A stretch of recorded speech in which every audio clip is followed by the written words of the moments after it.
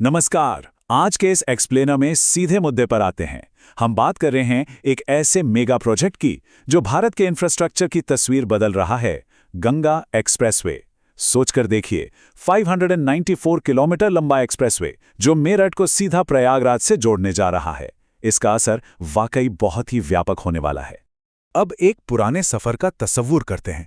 एक वक्त था जब इस रास्ते पर 10 से 12 घंटे लगते थे। ट्रैफिक का कोई भरोसा नहीं होता था और सफर बेहद थका देने वाला होता था। लेकिन अब वही सफर इस हाई स्पीड कॉरिडोर से लगभग सिर्फ 6 घंटे में पूरा होगा। ऐतिहासिक रूप से देखा जाए तो पश्चिमी और पूर्वी उत्तर प्रदेश के बीच आवागमन की हमेशा कमी रही है। ये एक्सप्रेसवे उस दिक्कत का एकदम परफेक्ट और तेज समाधान है। तो आज की इस चर्चा में मुख्य रूप से इन 4 बातों पर गौर किया जाएगा। पहला, यूपी का सबसे बड़ा हाईवे प्रोजेक्ट। दूसरा, इसकी हाईटेक सुरक्षा।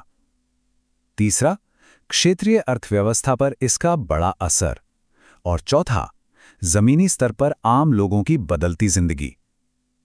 एक बड़े आर्थिक विजन से लेकर आम इंसान की जिंदगी तक का ये सफर काफी दिलचस्प होने वाला है। चलिए, बिना वक्त गवाए पहले हिस्से की तरफ बढ़ते हैं। यूपीज लार्जेस्ट हाईवे प्रोजेक्ट।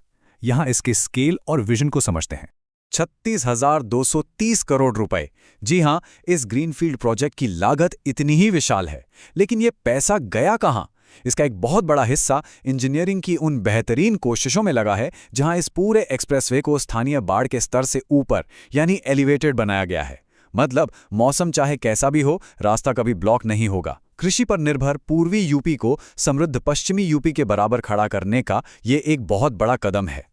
और इसकी रफ्तार, वो तो और भी हैरान करने वाली है। एक बिल्ड ऑपरेट ट्रांसफर मॉडल के तहत सिर्फ 3 साल से कुछ ही ज्यादा वक्त में ये प्रोजेक्ट लगभग पूरा कर लिया गया। लैंड एक्विजिशन से लेकर कंस्ट्रक्शन और अब टेस्टिंग तक सब कुछ सुपरफास्ट स्पीड में। देश में कंस्ट्रक्शन की ऐसी रफ्तार सच में एक नया बेंचमार्क सेट कर रही है। अब आगे बढ़ते हैं हमारे दूसरे हिस्से की तरफ, हाईटेक सेफ्टी एंड फीचर्स में। इस सफर में ऐसी कौन सी नए जमाने की चीजें मिलेंगी, आइए देखते हैं। एक टेस्ट ड्राइव रिपोर्ट की माने तो स्टीयरिंग बिल्कुल स्मूथ फील होती है। 120 किलोमीटर प्रति घंटे की टॉप स्पीड पर भी गाड़ी में कोई वाइब्रेशन नहीं, कोई झटका नहीं। सड़क को इतना फ्लॉलेस बनाया गया है कि सफर बिल्कुल मक्खन की तरह लगता है। इससे लंबा रास्ता भी बिना थकन के आरामदायक बन जाता है। रफ्तार तो है, पर सुरक्षा का क्या? उसके लिए हर 1 किलोमीटर पर एआई से चलने वाले सोलर कैमरास लगे हैं। लेकिन सबसे कमाल का फीचर है थर्मोप्लास्ट रंबल स्ट्रिप्स।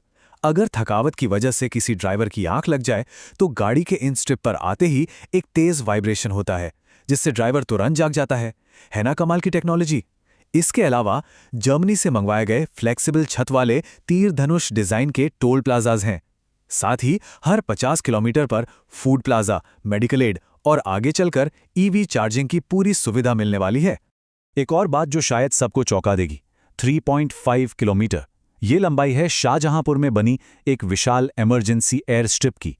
इसे खास तौर पर इंडियन एयरफोर्स के फाइटर जेट्स के लिए बनाया गया है और टेस्टिंग भी सफल रही है। इस पूरे हिस्से को 250 से ज्यादा कैमरास की निगरानी में रखा गया है। यानी ये सिर्फ एक आम हाईवे नहीं है, बल्कि इमरजेंसी में देश की सुरक्षा का एक मजबूत बैकअप भी है। सफर और सुरक्षा की बात हो गई, अब चलते हैं तीसरे हिस्से की तरफ, द रीजनल इकोनॉमिक बैकबोन। देखते हैं कि ये सड़क अर्थव्यवस्था को कैसे रफ्तार दे रही है। आंकड़ों पर गौर करें तो 12 नए लॉजिस्टिक्स क्लस्टर्स प्लान किए गए हैं। इंडस्ट्रीज लगाने के लिए करीब 6,507 एकड़ जमीन पहचान ली गई है और 47,000 करोड़ रुपए का विशाल निवेश आने की उम्मीद है। सोचकर देखिए, इन 12 जिलों के बीच ये रास्ता सिर्फ गाड़ियां नहीं, बल्कि बड़े पैमाने पर व्यापार और रोजगार की संभावनाएं लेकर आ रहा है। और जहां टाइम बचता है, वहां सीधे तौर पर पैसा बचता है। सामान धोने के खर्च में 15% की कमी और इन्वेंट्री संभालने की लागत में 20% तक का फायदा होने का अनुमान है। ऐसी बचत वाले माहौल में ई कॉमर्स और भारी उद्योग खुद ब खुद इस इलाके की तरफ खींचे चले आएंगे। तो आर्थिक बातों से आगे बढ़ते हैं अपने आखिरी और सबसे अहम हिस्से पर, ट्रांसफॉर्मिंग लोकल लाइव्स डायरेक्टली। आखिर इन सब का आम स्थानीय इंसान पर क्या असर हो रहा है? इसे जमीनी स्तर पर समझने के लिए बिजोली गांव के एक ट्रांसपोर्टर लोकेंद्र की बातों पर ध्यान देना जरूरी है। उनका कहना है कि अब फ्यूल बचता है, 12 घंटे का सफ़र 6 घंटे में हो जाता है और वो ज़्यादा ट्रिप्स लगा पाते हैं। किसी भी लॉन्ग हॉल ट्रांसपोर्टर के लिए ट्रिप फ्रीक्वेंसी बढ़ना और फ्यूल बचना दोनों मिलकर उनकी आमदनी को सीधे तौर पर बढ़ाते हैं। साथ ही आसपास के छोटे गांवों और कस्बों में जैसे एक नई जान आ गई है। नई स्थानीय अर्थव्यवस्था तेजी से पनप रही है। एक्सप्रेसवे के किनारे नए स्कूल खुल रहे हैं। यात्रियों की वजह से नए ढाबे और होटल सामने आ रहे हैं। जमीन की कीमतें 30 से 50% तक बढ़ चुकी हैं। और एक बहुत ही अच्छी बात ये देखने को मिल रही है कि शाम के वक्त स्थानीय लोग इन सुरक्षित एलिवेटेड स्ट्रक्चर्स पर टहलने का लुत्फ भी उठाते हैं। पूरी की पूरी लोकल इकोनॉमी बदल रही है। तो इस सब के बाद एक बड़ा सवाल सामने आता है। हाई स्पीड ट्रांजिट को सीधे तौर पर इंडस्ट्रियल कॉरिडोर से जोड़ने का ये जो सक्सेसफुल ब्लूप्रिंट है, क्या ये आने वाले कल में पूरी दुनिया के इंफ्रास्ट्रक्चर का भविष्य बदल देगा? इतने विशाल विकास का ये प्रारूप सच में सोचने पर मजबूर कर देता है। आज की इस चर्चा में साथ जुड़ने के लिए बहुत बहुत धन्यवाद।